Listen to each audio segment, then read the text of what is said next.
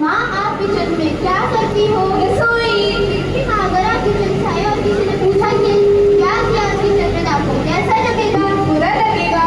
Same bench mummy. अच्छा तुम वो छोड़ो, ये बताओ तुम खाने में क्या खाओगे? मैगी के अलावा तो तुम कुछ खिलाओगी नहीं, इसलिए नहीं। बट मुझे जिम जाने के लिए लेट हो रहा है। कोई बात नहीं मॉम, वैसे भी आजकल आपका जिम ज्यादा इम्पोर्टेंट हो गया है। एम आई राइट ऑडियंस? ये कर दो तो ताली बजाने के टाइम से क्या स्टूडियो में।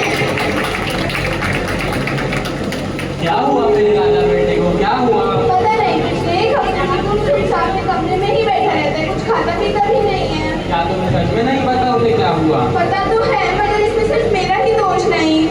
तुम ये बात जानती हो कि कुछ को अपनी दादी के साथ खेलना कितना पसंद है, और पिछले एक हफ्ते से तुम दोनों के बीच अनबन बढ़ गई है, जिसकी वजह से कुछ उदास है और माँ गाँव चली गई है।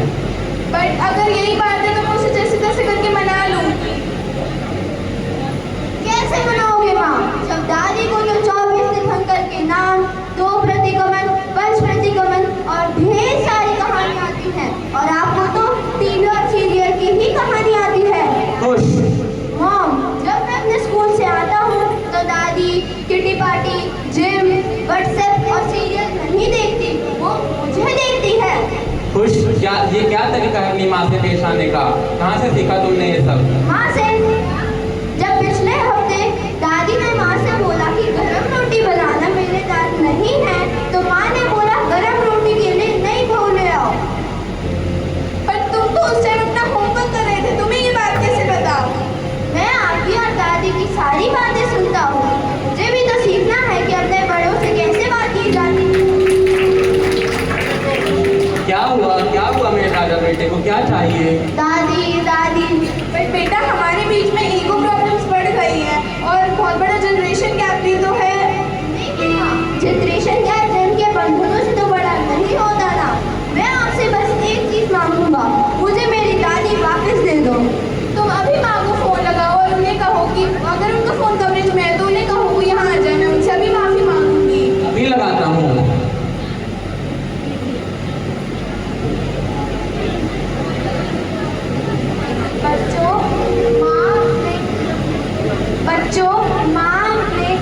बच्चों के कवरेज से बाहर कभी नहीं होती।